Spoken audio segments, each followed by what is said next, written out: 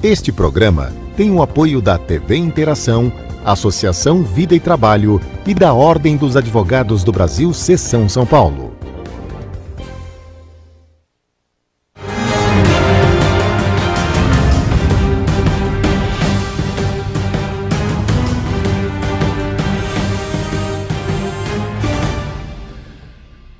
Alô, amigos, bem-vindos ao Gente que Fala. Estamos na TV aberta, canal 9 da NET, canais 8 e 186 da Vivo. Estamos na Rádio Trianon, AM 740 São Paulo, Rádio Universal, AM 810 Santos. Estamos transmitindo direto do estúdio da TV aberta através da nossa fanpage facebook.com/programa Gente que Fala. Estamos na TV Guarulhos, canal 20 UHF, canal 3 da NET em Guarulhos, 11h30 da noite. Acesse nosso blog, gentequefala.com.br, telefones à sua disposição 38766146, nossa produção 50525555, todo São Paulo 011. Participando desta edição de Gente que Fala, médica psiquiatra, doutora Sônia Mota. Prazer tê-la aqui, doutora Sônia. Um prazer estar de novo aqui com vocês, seus telespectadores. Muito obrigada pelo convite. Essa sigla que eu tenho aqui, TDAH, traduz para mim, por favor. É o transtorno do déficit de atenção e hiperatividade. Eu também queria acrescentar que atualmente eu faço parte também de uma ONG que cuida de pessoas com transtorno bipolar, né, a Brata. Então eu gostaria de deixar também aqui, além do TDAH, eu fiz presidente do Conselho Científico da Brata. Também conosco, ginecologista obstetra, doutora Karina Amar. Prazer tê-la aqui, doutora Karina. Prazer, obrigada, Zancopé, pelo convite, mais uma vez estando aqui com vocês. A senhora é especialista em que é infanto-puberal? Como é? Infanto-puberal é uma área na ginecologia que cuida justamente do desenvolvimento da criança, da fase que a criança vai se transformar, de criança em adulto. Então, essa época é uma época que tem uma série de transtornos que podem acontecer endócrinos, e assim como psíquicos, né, e psicológicos, e realmente é uma área que demanda uma certa atenção específica do ginecologista, e que na ginecologia se faz essa especialidade. Também conosco o clínico geral, Dr. Renato Lobo. Prazer tê-lo aqui, Dr. Renato. É um grande prazer, Zancopé, obrigado pelo convite, espero poder acrescentar um pouquinho com vocês. O senhor é nutrólogo? Isso, estou me por isso que está bem em nutrido. Ginecologia tem que estar, né? Tem que mostrar no físico que faz jus à especialização. Faz, né? Parte do visual, faz interagir parte. com os clientes. Não tem como, né, ser dessa área e fora de forma. Tem que também dar o exemplo. Conosco o advogado Dr. Fernando Bianchi. Prazer tê-lo aqui, Dr. Fernando. Prazer, Zancopé. Bom dia. É um prazer estar aqui e poder contribuir com os temas de saúde e de direito da saúde tão importantes para a vida do cidadão, não é? O senhor é advogado dos médicos e planos de saúde dos médicos. Eu, como paciente, o procurar, o senhor me indica um colega teu. Na realidade, eu sou um advogado especialista no direito da saúde, não é? Sim. Direito que envolve não só o direito médico, mas o direito das relações de empresas de saúde, ou seja, hospitais, planos de saúde, laboratórios, clínicas, equipes de médico, de cirurgias, né? E também no sistema de regulação. Agência Nacional de Saúde Suplementar, a vigilância sanitária. Então, a nossa especialidade é no direito de saúde. E, claro, acabamos aí entrando na defesa de médicos, na defesa de operadoras de plano de saúde, de hospitais, e por vezes um amigo dando orientações sobre o tema. Não tem ninguém ouvindo, mas espero não precisar do senhor. Aí a saúde foi além da complicação da medicina, né? Doutora Sônia Palma, o que é um transtorno bipolar? O transtorno bipolar é um transtorno do humor, caracterizado por oscilações de humor, né? Então, essa pessoa, ou essa criança, ou esse adolescente vão ter fases em que vai estar muito alegre, muito exaltado, e fases que vai estar deprimido, onde pode ter pensamentos suicidas, inclusive. Mas é de uma hora para outra, sim? Na verdade, tem vários modelos. Podem ser de uma hora para outra, pode ser com intervalos. Então, eu tenho uma fase depressiva, que é a mais comum, depois eu tenho uma fase de hipomania ou de mania, de excitação, depois eu entro de novo em depressão. E pode ser uma coisa circular. Eu tenho depressão, depois eu fico mais alegre, depois eu deprimo. Então, tem várias possibilidades. O que marca, na verdade, é ser episódico. Então, tem que ter, no mínimo, algum intervalo, um tempo entre um episódio e outro, né? Então, tem uma depressão, uma excitação, aí está um tempo, tem uma outra depressão. O grande problema é que a maioria das pessoas passa 50% do tempo da vida delas em depressão. E isso dificulta muito o diagnóstico. Então, tem muitas pessoas que acham que são depressivas crônicas e quando vão ver, elas têm um transtorno bipolar e que aí a conduta é diferente, prognóstico diferente, intervenções diferentes. Tem uma idade em que isso possa se manifestar? Sim, ela é mais... Até o início do século XX, se pensava que adolescentes e crianças não tivessem transtorno bipolar. Hoje se sabe que o pico começa entre 15 e 16 anos. Então, é muito importante... Já passei dessa idade. Eu estou quase chegando, mas tudo bem. É importante que o pediatra... Ironias à parte, eu acho isso muito importante, né? Porque nós não temos uma noção de quando começa, quando pode se manifestar. Não, você tem razão, porque assim, ainda existe, e por isso eu sempre peço para os pediatras e agora os ginecologistas que atendem essa faixa etária, de que fiquem observando, né? Porque tem ainda um mito de que criança e adolescente não deprime, eles são tão felizes, não fazem nada na vida, não sei estudar, por que eles vão se deprimir? E o número desses adolescentes com transtorno bipolar que estão se suicidando é muito alto, cada vez maior. Então é uma preocupação muito grande. Eu não sei o quanto que as nossas políticas públicas estão preocupadas com essa ou estão sabendo desse risco, mas o número é muito grande de suicídios. Então eu acho que é importante. Doutor Fernando, vou precisar do senhor aqui. As políticas públicas se preocupam com isso? Eu gostaria antes disso de colocar aqui uma questão. A senhora falou de mitos, não é mesmo? Realmente eu acho que existe ainda um mito de negação dessa doença nas famílias. Apesar de não ser médico, mas por militar muito nessa área da medicina, a gente percebe que existe uma negação e por muitas famílias ainda se coloca uma posição de que a doença psiquiátrica não é doença, né? A doença é só aquela que é aparente, é o braço doendo, o joelho doendo. Nossa, isso atrapalha tanto o médico, né? Isso. Não, e aí, quer dizer, a própria família às vezes acaba não ajudando, o próprio paciente não identifica que ele realmente tem um problema que é tratável. Sim. E a coisa acaba degringolando. Eu acho que é muito importante a consciência de que o problema psiquiátrico é um problema de saúde como qualquer outro, sabe? Pessoas, às vezes, nos procuram para obter medicação no sistema público, coisa que vale. A gente percebe muito nas entrevistas que a própria família nega, é difícil o diagnóstico, existe ainda aquela coisa de que a doença psiquiátrica é do maluco e não é nada disso. Eu vou ter que tomar remédio para a doença psiquiátrica pro resto da vida, isso é um constrangimento. Não é verdade, né? Pessoas tomam remédio o resto da vida para pressão alta e para outras coisas. Mas, doutora Sônia, o que o doutor Fernando aborda é muito interessante. Alguém a procura com o filho e a senhora diz, olha, teu filho está com transtorno bipolar. Aí a mãe, o pai, sei lá, fica bravo com a senhora, porque meu filho não tem nada. Não, mas bom, eu como sou psiquiatra infantil, né, eu cuido de crianças muito pequenas. Então, quando você está... vai junto. Sim, mas quando você dá o diagnóstico, quando você levanta a possibilidade de um autismo, de um transtorno bipolar, de uma psicose, as famílias, a primeira questão é que como se você fosse o culpado, o médico é o culpado, então eles têm uma reação... E muitos trocam. Eu brinco que eu não quero ser o primeiro a dar o diagnóstico, porque provavelmente esse paciente vai procurar outra pessoa, outro médico, para tirar essa dúvida. Alguns retornam, o outro falou exatamente a mesma coisa que a senhora falou. Outros ficam pulando de médico em médico, atrasando o tratamento, atrasando o diagnóstico, e a criança vai piorando, a criança, o adolescente. Mas isso é o mais comum. Eu não procuro a senhora, porque a senhora vai achar uma doença em mim. Funciona assim, lamentável. Eu estou falando, eu estou com a cabeça do paciente. Eu não vou no médico. Dr. Fádulo Freide veio aqui, ele é endócrino, Dr. Fádulo. Eu não vou lá. Se vou lá com o senhor vai dizer que eu tenho diabetes, que eu tenho pressão alta. Colesterol, né? Nessa hora, eu acho que é interessante a multidisciplinaridade.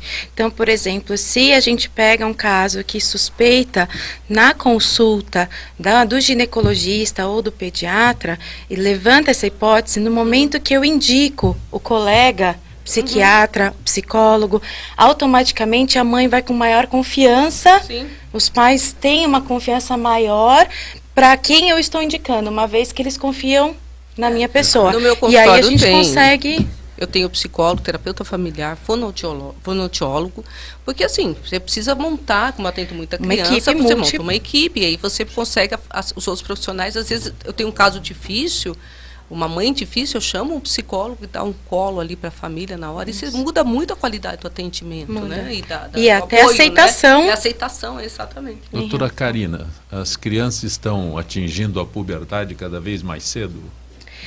Olha, se for olhar... Qual é a faixa de idade da puberdade? A puberdade seria o desenvolvimento da criança e adolescente no adulto, propriamente dito. Então, isso se faz entre 8 e 13 anos. Entre 8 e 13 anos, então, a criança, no caso menina, porque o menino é a partir dos 9 anos, ela começa a desenvolver os caracteres sexuais. O que são isso? Então, é o desenvolvimento da mama, é o desenvolvimento de pelos pubianos, pelos na axila, a acne, todas as características de um adolescente. Então, isso geralmente acontece entre 8 e 13 anos. Existem alguns casos que não são problema abaixo dos 8 anos. E outros que também atrasam e são depois de 13 anos. Mas é um alerta, é como se fosse uma pontinha de um iceberg. Então, na hora que o médico suspeita ou de que está adiantando ou atrasando essa puberdade, ela deve ser investigada para justamente poder ver se não tem algum problema, algum distúrbio endocrinológico que esteja por trás, ou até uma doença mesmo, uma patologia mesmo, que possa estar causando isso. Mas não é, hoje o problema não é adiantar a idade, é atrasar a idade, ou diminuir a idade em que se inicia na essa realidade, fase. se for olhar a história, né, da sociedade, junto com a revolução industrial, foi modificando a vida do ser humano. Né? Então, como um todo, desde alimentar, socioeconômico, e a cada época, isso depois da Revolução Industrial, cada vez foi mudando mais. Então, antigamente, nessa época da Revolução, seria mais ou menos 17 anos a média do início da puberdade precoce. Isso foi caindo, realmente, isso de fato foi diminuindo. E hoje em dia a gente estabelece que é entre 8 e 13 anos o aparecimento desses caracteres. Né? Então, agora se estabilizou. No último século isso foi estabilizado, na verdade não tem uma tendência a diminuir. A frequência ela é de em torno de 20 crianças, 20 meninas a cada 10 mil pessoas. Então, parece pouco, mas se essa criança tiver uma patologia, um problema de saúde grave, isso vai interferir para o resto da vida dela. E psicologicamente falando, isso leva a um transtorno muito grande. No não caso só de uma físico. menina, hoje é comum as meninas menstruarem numa idade bem reduzida? A média no Brasil é de 12 anos, né? Então a gente fala que os caracteres sexuais começam a desenvolver por volta de 8 anos, né? E em 2 anos, mais ou menos, de quando aparecem esses primeiros sinais, é aí que a paciente vai começar a ter a menstruação. A menstruação é quase que o final desse desenvolvimento. Depois disso a gente ainda tem um estirão de crescimento e aí já a coisa começa a diminuir e a criança se torna um adolescente, um corpo de adulto, né? Então tem alguns caracteres que a gente vê no desenvolvimento e existem padrões que a gente, escalas que a gente usa para estabelecer em que fase que essa menina está, para que ela possa alcançar a estatura ideal, para que ela possa não ter um preconceito, às vezes aquela menina que desenvolve muito cedo, então na escola ela sente o preconceito com as amiguinhas, né? Ou até o risco de abuso sexual, que aí são outros, que a doutora Sônia com certeza pode ainda falar mais ainda a respeito disso. Essa expressão, doutora Sônia. Cada vez chega mais questões sobre essa, né, da sexualidade, né, mesmo da puberdade precoce, ou não tão precoce, mas as meninas hoje já têm um corpo mais formado, vão para academia, fazem exercício, e a questão sexual é uma coisa bem importante, e a gravidez precoce. Na verdade acaba influindo em tudo, né? Então assim, quando a gente fala de puberdade precoce, a gente está falando da menina que, por exemplo, começa esse desenvolvimento antes dos 8 anos e são sinais que a mãe e o pai têm que ficar atento. se aparece alguma coisa diferente, ou mesmo nas atitudes dela, né? Se a criança começa a ter aquela atitude de rebeldia, né? Do adolescente mesmo, né? De irritabilidade, de querer se fechar mais no quarto, são coisas que é para ficar atento, para ver se não tem algum problema por trás disso, porque o reflexo disso, a consequência, vai ser muito, realmente pode ser muito problemática para a vida dela. Doutor Renato, com o senhor eu vou lá do outro lado da idade, né? Na cronologia, lá do outro lado, porque Sim. aqui com a doutora Karina é quanto mais cedo, né? No teu caso, como nutricionista, nutrólogo, né? Que é nutrólogo, nutricionista. Nutricionista é uma especialidade, outra graduação. Nutrólogo é um médico especializado na área da nutrição e suas repercussões no corpo. Repercussões diz respeito à reposição hormonal? Também você pode atuar nessa área. A área da nutrologia é imensa. Para os homens, hoje para as mulheres até bem pouco tempo era um assunto já, né, era sem maiores problemas. E os homens, como veem ou como o procuram para reposição da testosterona, esse hormônio que preocupa? Bom, a testosterona, em determinado momento o homem começa a ficar... Sim. Né? É um hormônio natural produzido pelo nosso corpo, tanto no homem quanto na mulher, né? É importante lembrar isso. Na mulher, em média, 10 vezes menor do que no homem, mas ela é presente também e tem sua importância. O que acontece é que cada vez mais cedo, né, a Karina até comentou, pelos nossos hábitos, nossa nutrição diferente, o cotidiano, o estresse, essa queda natural da testosterona, que antes começava por volta dos 50 anos, ou era mais... O senhor disse que é presente na mulher. Como é que é? No homem cai e na mulher eleva isso? Não. Os dois eles caem. É que no homem ela é 10 vezes maior a concentração do que na mulher. A gente vê, né? O homem tem mais massa muscular do que a mulher, tem os caracteres secundários, né? A voz, todo o desenvolvimento diferente por conta da testosterona. Mas a mulher, ela é presente também. O que acontece é que ela decai. Como muitos outros hormônios do nosso corpo, ele decai com a idade, quando nós ficamos jovens há mais tempo. Então eu não né? preciso mais me preocupar com isso. Agora, ela vai caindo mais cedo. Então, a partir dos 30, nós vemos homens com queixas de deficiência de testosterona. E quais são essas queixas? Você pergunta, né? Em toda consulta eu pergunto da parte sexual. Não, tá bom. Brasileiro mente barbaridade. Mente. Nessa hora. Quanto mais igual, mente, melhor é. Tá igual quando era antes? Tá igual com seus 18, 20 anos? Doutor, às vezes dá uma fraquejada, né? Então, nessas fraquejadas que nós precisamos ficar atentos. E o que é essa fraquejada? Fraquejada, ele tá com a mulher dele e às vezes não desempenha como ele gostaria. Como nos 18 anos. Como nos 18 anos. Então, entre os questionários, né? Para não chegar na doutora Sônia. Aí vai ter que procurar o psiquiatra, trabalhar também um pouquinho essa questão. Mas a gente pergunta, né, se a ereção está como era antes, se está uma ereção rígida, se a libido está igual antes. Outros sintomas de baixa testosterona, perda de massa muscular. A gente sabe que com a idade ela vai diminuindo, mas essa diminuição traz mais mortalidade. Tem estudos que medem a quantidade de massa muscular que o indivíduo tem internado, e quem tem menos massa muscular morre mais. Então, é uma questão importante para a gente ficar atento, porque a prevenção começa cedo. A gente não vai deixar chegar com 70 anos, um senhorzinho já frágil, né, como nós costumamos dizer, já. E ele está com deficiência. Poxa, mas agora a gente tenta correr atrás, mas... Essa é uma pergunta que nunca ninguém fez para o senhor, mas e os homens mentem pouco quando o procuram? Olha, sempre, né? No começo a gente tem que criar uma certa empatia. Quantas consultas são necessárias para que ele pare de mentir? Alguns demoram. Mas a gente vai conversando, né? Ele sabe que ele está com um médico e ele pode contar. Isso não. Contar tudo. Eu imagino que com psiquiatra é muito também difícil assim, fazer um questionário sobre a vida sexual, né? Sobre a questão...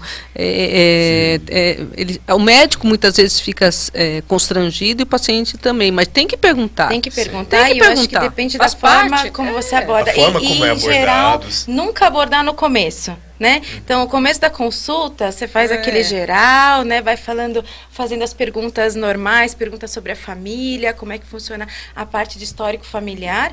E aí, na hora de falar da parte sexual, você tem que realmente entrar descarado, porque senão não vai ter um retorno. Sim. Senão o paciente ele não vai responder, né? Isso e aí eu gostaria de fazer uma parte, né? Eu advogo... Ainda não está a idade de procurar o Dr. Renato. Eu advogo muito para algumas clínicas que tratam de disfunção sexual masculina, né? Nessa área médica. E eu costumo dizer que mesmo numa matéria tão delicada, num segmento, numa especialidade médica tão delicada, o médico tem que escrever, né? Não é só perguntar, ele tem que escrever no prontuário colocar tudo. Porque isso é importante para o paciente, é importante para ele num eventual processo judicial futuro, né? E tudo isso, por mais delicado que seja, às vezes vai até as barras dos tribunais, não é? E lá toda essa questão tem que ser posta. Então eu faço essa parte porque a questão aí da sexualidade também vira jurídica, também pode ser judicializada e é muito importante realmente o maior número de informações nas anamneses, nas entrevistas com os pacientes. Até porque alguns tratamentos, alguns medicamentos que a gente utiliza, eles têm como efeito adverso uma alteração da libido, uma diminuição da ereção. E aí o paciente fica muito assim, ele já informado, né, doutora? Então, vem informado, porque além de ele já ter o problema da depressão, que já leva uma diminuição de libido, ainda tem as medicações, né? Então tudo isso o senhor coloca é importante. Doutor, pois não. Desculpa. Pois não. Em relação ao prontuário, também é importante, porque muitas vezes a paciente vem com uma queixa de queda da libido e depois também interfere essa questão da testosterona para nós mulheres, né? Mas ela vem com uma queixa num dia, passa 6 meses, você conversou e tudo, ela acredita que aquela queixa piorou. Quando você vai comparar com o que você escreveu, aí você pode falar para a paciente, olha, mas você já tinha isso, já era mais ou menos isso. Então, às vezes até referência, né? O padrão de comparação. Você tem um ponto zero para você poder comparar uma melhora ou uma piora frente a qualquer tipo de tratamento. Os psiquiátricos principalmente. Doutor Renato, eu estou conversando com o senhor usando bastante ironia, né? Mas por exemplo, eu não acredito em pesquisas feitas no Brasil. Nessa área, então, de desempenho sexual, eu não acredito em nada. Porque se você perguntar para encontrar um cidadão na rua e perguntar, quantas por semana, ele fala todo dia, às vezes 2 vezes por dia. Sim. Porque quem mente mais, né, é mais eficiente. E é cultural, né? É cultural. Não, é por isso que eu digo, quem mente mais é mais eficiente. O homem que, né? Mostrar o vigor, né? O cara tem 70 anos de idade, aí ele vai no barzinho no final de semana com os amigos de 70 anos de idade e todos têm um desempenho de 18 anos. Então eu quero saber, a partir de que instante, né, alguém, aqui está a faixa de 30 anos que começa a diminuir a produção da testosterona. Isso. Até que se chegue na necessidade de uma reposição desse hormônio, né?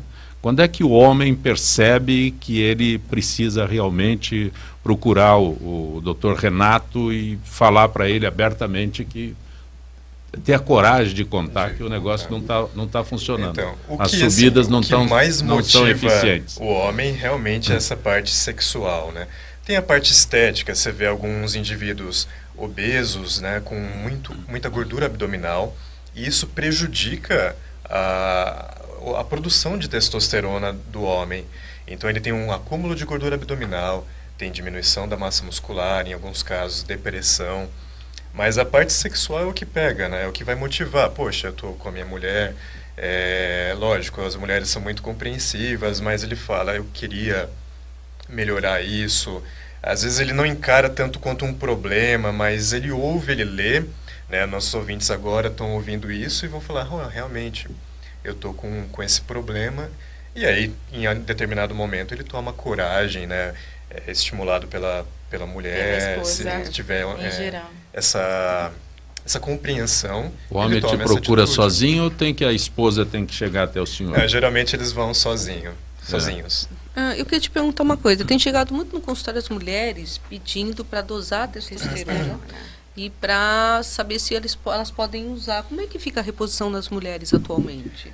Eu acho que a Karina vai falar muito bem sobre isso. Para você também. Mas é interessante lembrar que na mulher a testosterona cai também. E, não, mas na mulher não é importante. É lógico que é. Justamente por essa parte muscular, a própria saúde óssea, né? Depende da testosterona. E a gente vê muitos casos de osteoporose na mulher. Depressão e a queixa da queda da libido. Então, às vezes, o homem está com aquele vigor, ele realmente não é um mentiroso, ele está com o vigor todo, mas a mulher não acompanha, não responde isso. Ele não está mentindo tanto assim.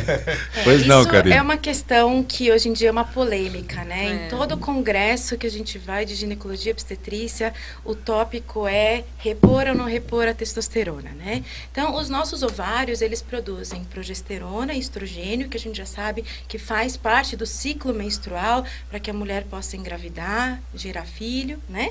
E a testosterona também é produzida em menor quantidade no próprio ovário. Então, assim, existem alguns limiares de testosterona que podem refletir na vida sexual da mulher, mas muitas vezes porque a gente tem duas dosagens, né? A testosterona livre e a total. Então, às vezes a gente tem uma queda da testosterona total, mas a livre, que é a que vai agir, não está tão ruim. Então, nesses casos, a gente não deveria repor, né? É claro que a paciente que puder repor, ela vai se sentir com vigor muito maior, né? Se você comparar um homem de 50 anos e uma mulher de 50 anos, quando começa a ter as quedas realmente mais intensas por causa da menopausa, na parte sexual é nítido, na parte de exercício físico, né, e o quanto que ela consegue ter de performance em numa academia, muda muito, né? E a mulher quer ficar, né? Hoje em dia a mulher de 50 anos é muito jovem, então ela quer estar ali no pique total, porque realmente uma idade mais avançada seria lá para os seus 75 e olhe lá, né? Que hoje em dia a gente já posterga. Isso não tem como se automedicar, né? Não, de forma alguma. Então, isso nunca. É sempre bom ter uma orientação. Não, sempre bom não. Não há como se automedicar. Não. É medicamento controlado. É um perigo isso, na verdade, assim, que a gente tem que tomar certos cuidados. Existem, tem não toda é que uma o brasileiro se automedique, mas no caso assim... Quase nada, no né? No caso assim... Não, o senhor que é advogado, essa história de que mulher, Dr. Fadro me contou mais essa história de que mulher é a única que faz prevenção, vai uma vez ao ginecologista, o homem também faz. Todo mês ele leva o carro dele no posto de gasolina, manda lavar, manda abastecer tudo, óleo e tal. Faz a manutenção, a preventiva toda, né? Tem algum plano de saúde que cubra esse nosso assunto aqui? Vamos lá, né? Os planos de saúde é uma matéria sempre delicada, né? Eu posso aqui... Tá no Congresso, negociação, muda alguma coisa? Meu plano de saúde, eu vou sofrer alguma alteração com esse? Não, na realidade, assim, hoje nós temos, para que os nossos... Em 1 minuto. Muito rápido. Então tá bem. Para que se entenda um pouco do mercado de plano de saúde, a gente tem que entender o seguinte, né? Qual é o nosso plano de saúde, né? Hoje, existem 47,5 milhões de usuários de planos de saúde, dados da INS de 2017. Quantos né? planos de saúde? 45, são centenas, né? Existem planos operadoras de plano de saúde, né? Municipais, estaduais, âmbito nacional. É importante que se tenha um rápido panorama, 30 segundos, né? Sim. Nós temos planos de saúde firmados antes de janeiro de 99, que são os planos antigos. Temos planos de saúde firmados após, que são os regulados pela Agência Nacional de Saúde Suplementar. Os planos antigos, a regra é, vale o que está no contrato, né? Então isso vale para reajuste, isso vale para coberturas contratuais. Antes de 99. Isso. Porque o marco regulatório do mercado de plano de saúde é a Lei 9656 de 98, que teve início dia 1º de janeiro de 99. Então, planos de saúde firmados antes desta lei, vale o que está no contrato. Sim. Planos de saúde firmados após, então eles são regulados pela Agência Nacional de Saúde, no que diz respeito às suas coberturas e reajustes, e toda a regulação referente aos direitos, tanto das operadoras como dos usuários. Mas doutor Fernando, ninguém é preocupado com as coberturas. Sim. o que o meu plano cobre. Nós queremos saber quanto reajusta. Isso, então vamos falar, porque mexe no bolso, né? Mexe, então, incide diretamente no bolso. Olha, eu tenho um amigo que me dizia o seguinte, que a saúde não tem preço, mas a medicina custa muito cara. E é uma grande verdade, né? Porque você não mede esforços quando alguém está doente da sua família, mas você sabe que um tratamento médico pode te levar à falência. E pode levar à falência não só o nosso usuário, o paciente, o familiar, como também a operadora de plano de saúde. Eu sempre gosto de fazer o contraponto sobre as duas óticas, né? Porque existe todo um mercado de saúde que tem que se manter.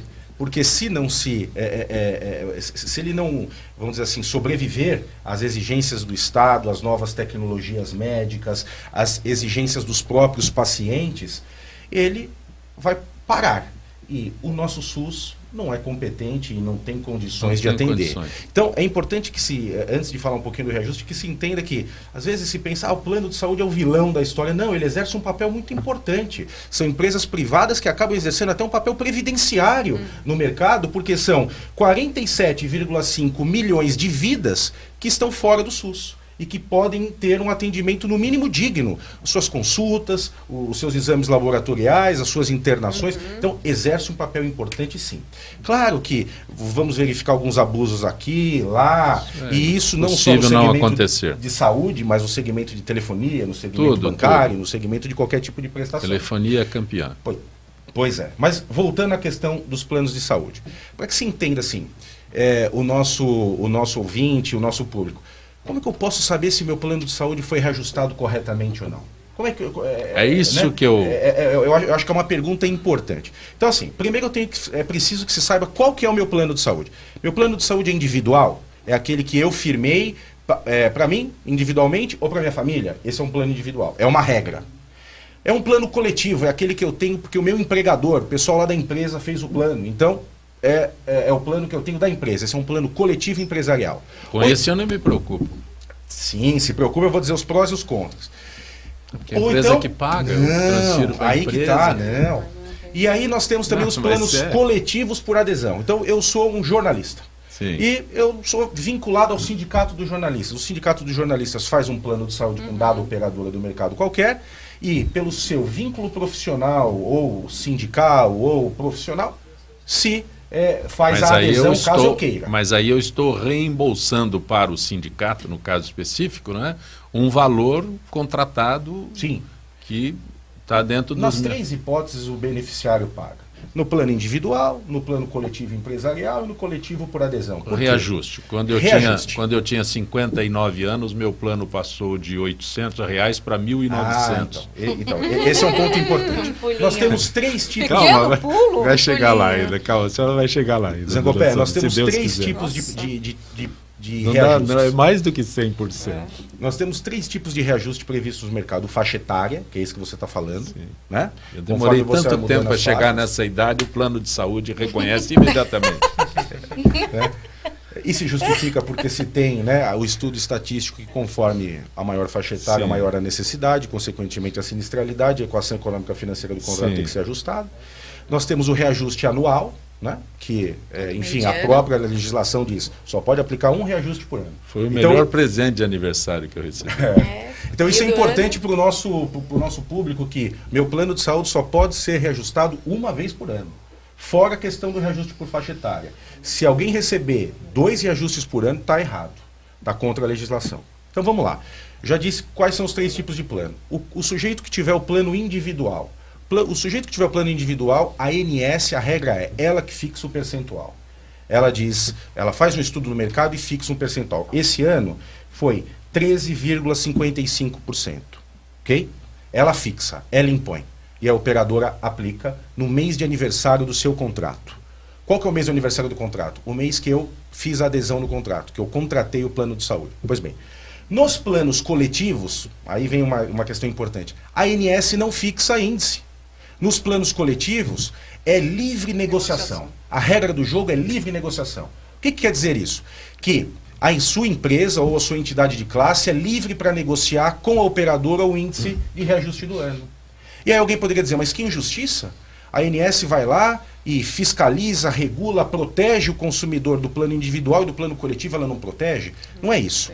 O legislador, a inteligência da norma foi a seguinte: uma empresa que tem uma massa muito grande de beneficiários, ela tem um poder econômico maior. Então ela tem como negociar, ela tem corpo jurídico, ela é especializada, é briga de cachorro grande. Não é aquela hipossuficiência do pai de família individualmente.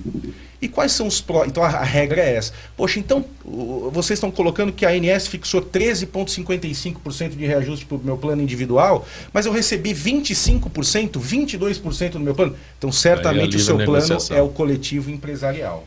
Né? E a microempresa, como é que funciona isso? É a mesma regra do plano coletivo. Mas é como se fosse uma grande empresa, né? Uma grande empresa. Não uma grande empresa. Não há uma distinção. Né? Que ótimo. E aí, alguém poderia dizer assim, mas então, vamos só para o plano individual ou só para o plano coletivo? Mas ainda tem plano individual? Tem. Existe. Esse é um dado, doutor, importante. Hoje, planos individuais representam, eu tenho aqui, 17,2% do mercado, porque a grande tendência são planos coletivos empresariais. E muitas operadoras pararam, inclusive, de comercializar planos individuais. Só entra pelo plano coletivo, né? Porque ela tem essa maior flexibilidade de negociar reajustes. Só que tem os prós e os contras. Então, para alguém falar assim, então agora eu vou largar o meu plano de saúde individual e vou para o meu plano coletivo, da minha entidade de classe, por exemplo. Eu vou me sindicalizar, um sindicato, uma associação e procurar qual que é o plano de saúde que ele oferece. Não, não faça isso tão rapidamente. É melhor ponderar. Por quê? Porque tem pontos positivos e negativos. Um ponto positivo, por exemplo, de se filiar a um plano empresarial.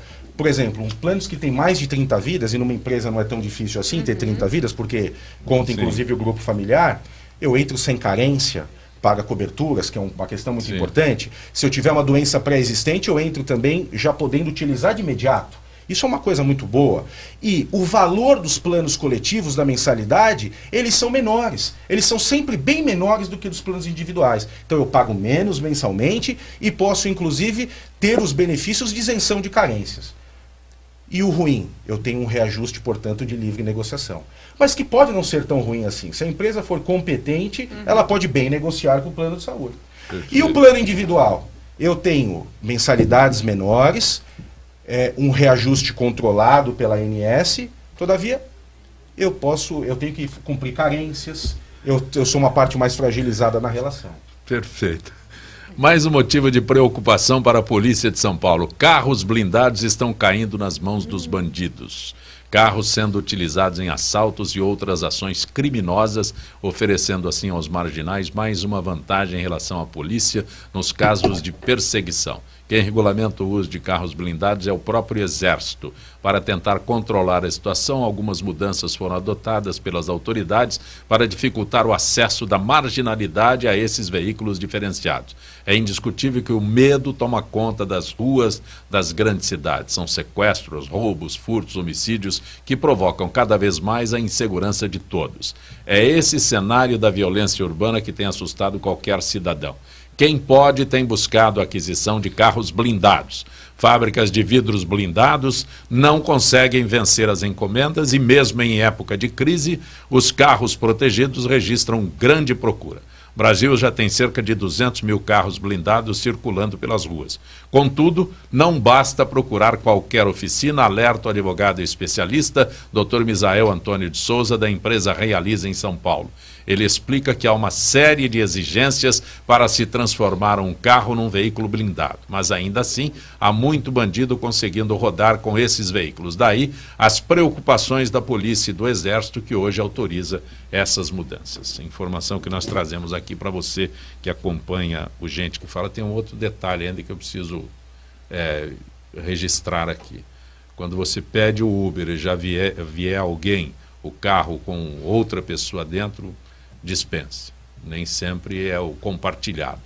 Tá? Dispense. Se for o compartilhado é uma coisa. Se contratar um Uber e vier com mais você dispensa. É melhor dispensar do que correr riscos, o que tem sido lamentável. Pedro, nós temos algumas perguntas aí para que eu possa apresentar aqueles que estão conosco hoje. A doutora Sônia Mota Palma, a doutora Karina Amar, o doutor Renato Lobo e o doutor Fernando Bianchi. Tem uma pergunta para a Karina, mas eu não sei quem está mandando. É a Gabriela da Vila Sônia. Doutora Karina, a pílula do dia seguinte é abortiva? Bom, na realidade, a pílula do dia seguinte, ela não seria abortiva porque ela mexeria com os hormônios de forma a não permitir a recepção desse embrião no endométrio, dentro do útero. Então, as entidades religiosas, muitas vezes elas caracterizam isso como abortiva, mas do ponto de vista médico, não seria considerado como abortivo, tá? Ele muda todos os meios, tanto da questão no momento que vai encontrar o esperma, encontrar o óvulo, até toda o muco da vagina, o muco do útero, para que esse embrião não chegue a ser formado. Então, ele seria, digamos, usado antes de ter a concepção. Tá? Então, por isso que a gente fala que o ideal é que use até 72 horas. E quanto mais próximo da relação, então, antes de 12 horas, a ação dela é melhor, né? E até 72 horas no máximo. Depois de 72 horas, existe chance de já ter realmente sido fecundado o óvulo e, portanto, de ter o embrião formado. Doutora Sônia Mota, o Jaime do Jardim Bonfilholi, transtorno bipolar em sua fase mais aguda pode levar ao suicídio? Sim, pode. Pode ser uma pergunta interessante, que a gente estava falando de suicídio, pode.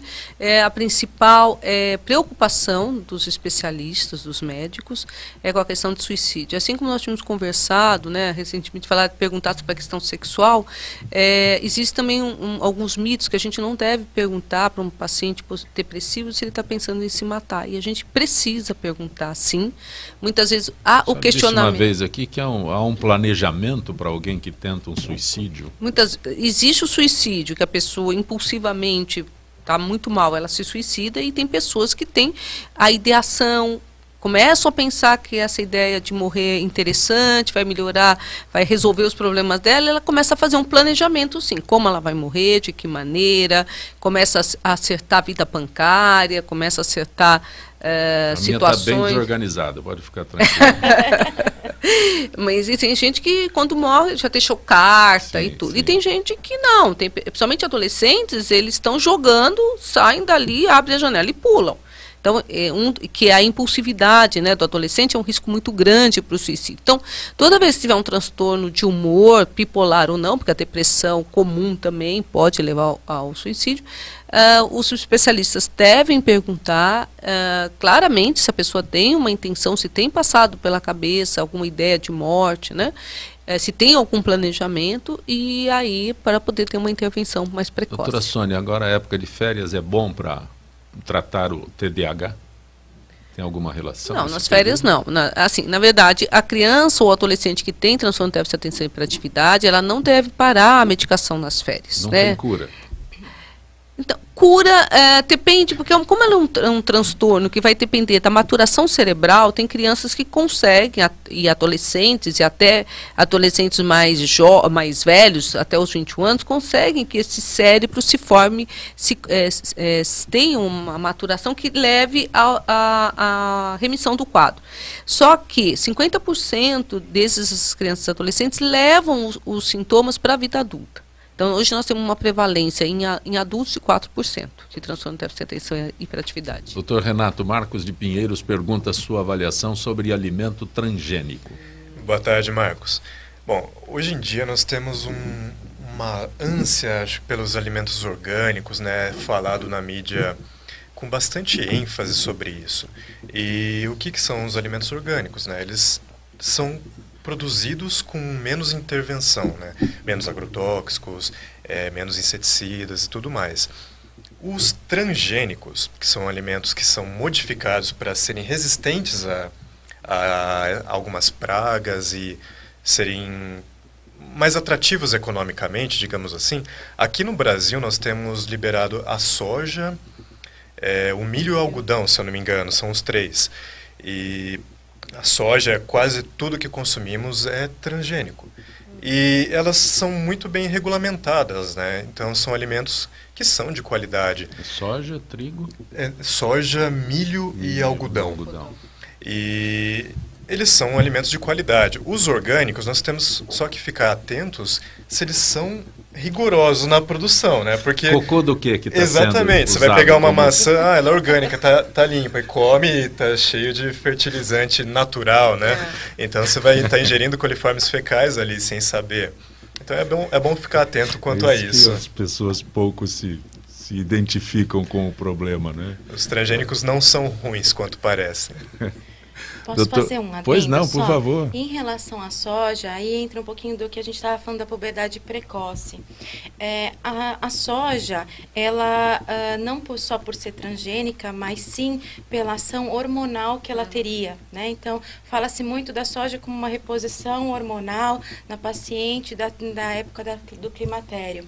A soja na criança, quando usado em quantidade, então, por exemplo, se aquele leite de vaca, ele é trocado pelo leite de soja absolutamente em todas as refeições que a criança fosse ingerir o leite, isso sim pode ser um dos fatores, por exemplo, de uma falsa puberdade, o que a gente chama de puberdade precoce, mas que é periférica, ou seja, por uma causa não central, não por um problema central.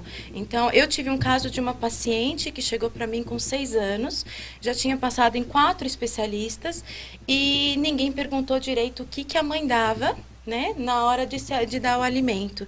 E, basicamente, além da alimentação ser irregular para a faixa etária, né, deixou a criança um pouco mais obesa, mas também teve essa questão da soja. Então, isso é um alerta, já que tocaram no assunto, a respeito, porque, no caso, a gente tirou a soja, em 6 meses a criança não menstruou, graças a Deus ela parou de ter a evolução da mama e pôde ter o seu desenvolvimento normal. Hoje ela está com 12 anos e está com um desenvolvimento, com a estatura, tudo esperado. Então, é um alerta, às vezes a alimentação, ela é pouco valorizada, né? E é uma coisa que a gente tem que tomar cuidado. Em quantidades grandes, isso pode afetar, sim, até o desenvolvimento da criança. Qual é a idade para que uma mãe leve a filha à primeira consulta com a doutora Karina?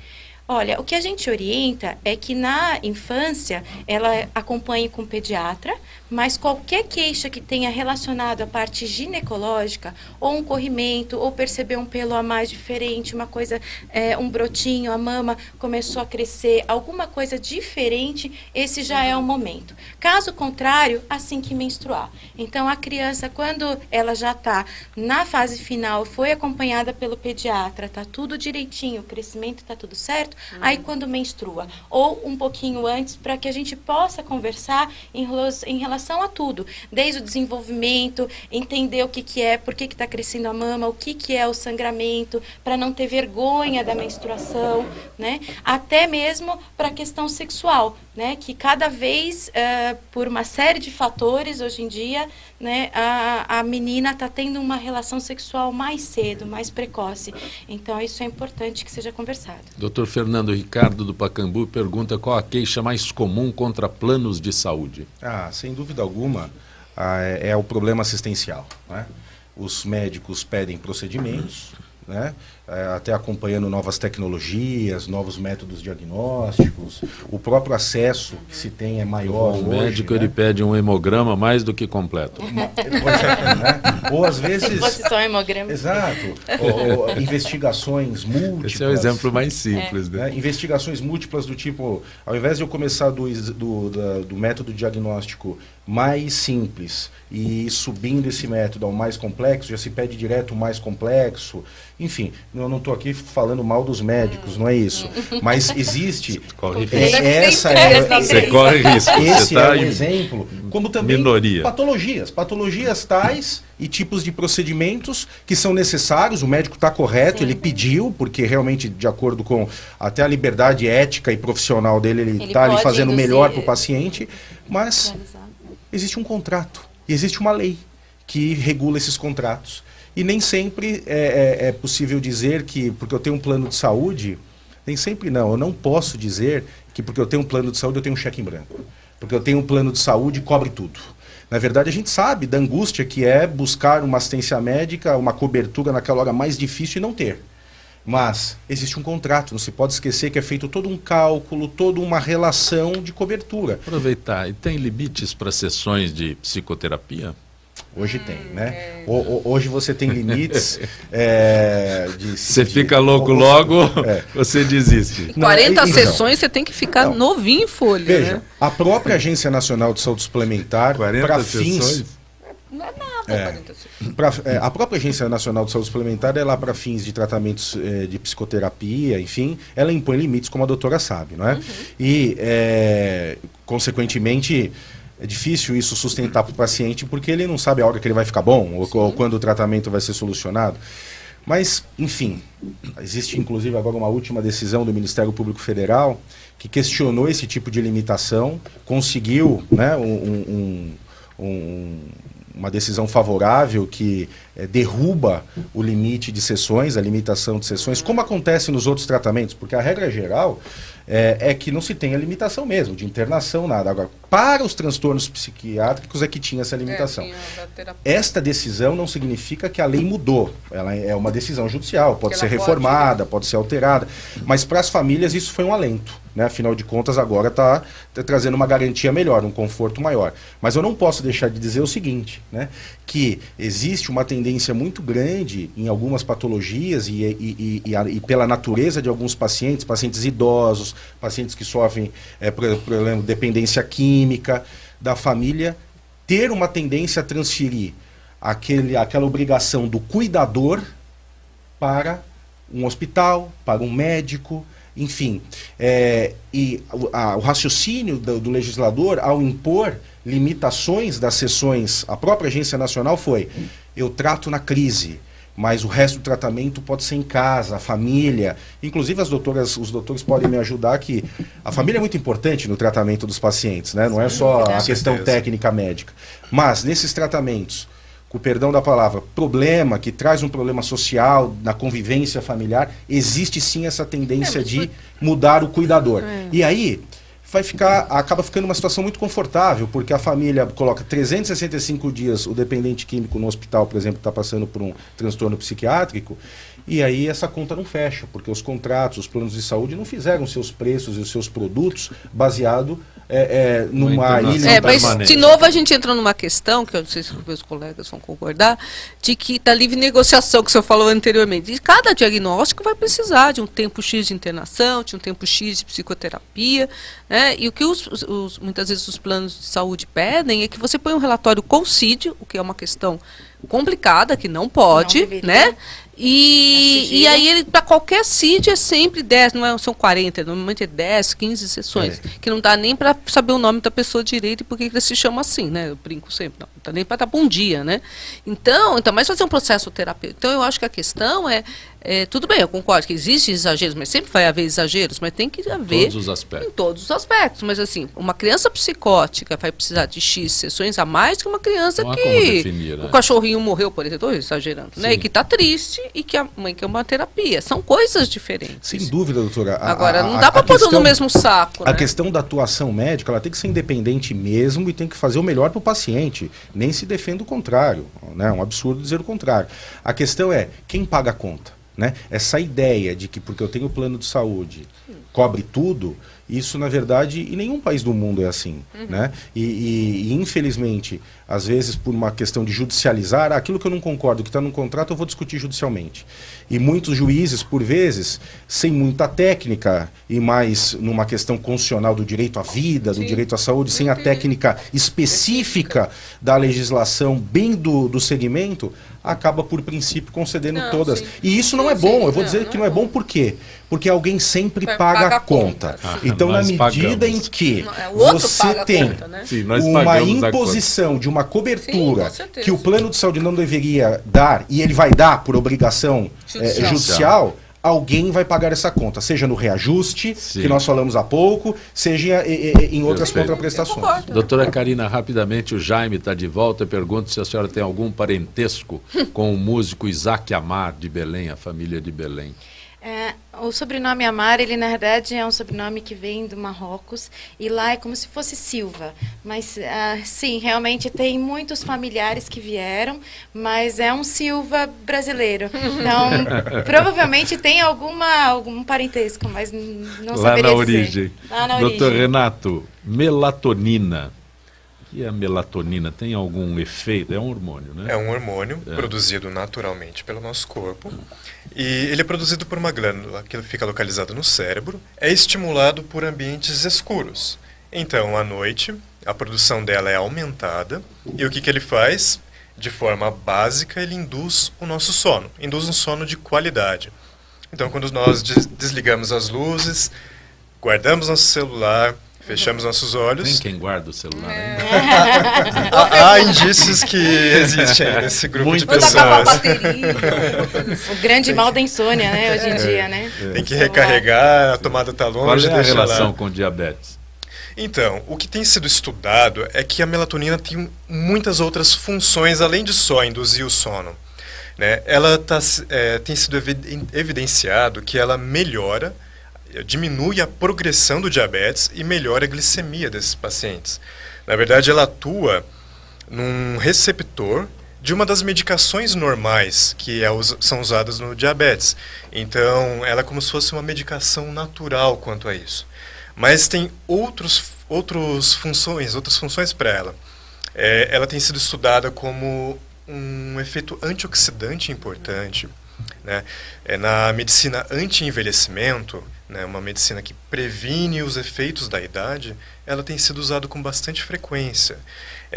Tem a Sônia aqui para compartilhar essa informação, mas ela é usada para pacientes que querem perder peso, porque ela tem efeito como ansiolítico também. Então você usa à noite... Mas isso é produzido pelo organismo. É produzido pelo organismo, mas você pode suplementar. Aqui no Brasil, você passa em consulta com o seu médico, ele pode prescrever para você e você faz isso em manipulação. Perfeito. Não é vendido abertamente na farmácia, ao contrário dos Estados Unidos. Mas você recentemente, né, foi liberado. Não temos tempo para mais nada. Marina, eu fico devendo a sua pergunta para a doutora Sônia. As crianças que têm mau comportamento... Pode responder por e-mail, se ela quiser. Eu já vou direto. Meu filho não está bom. Na minha época tinha outro tratamento. Né? Doutora Sônia Mota, algum endereço eletrônico que eu possa...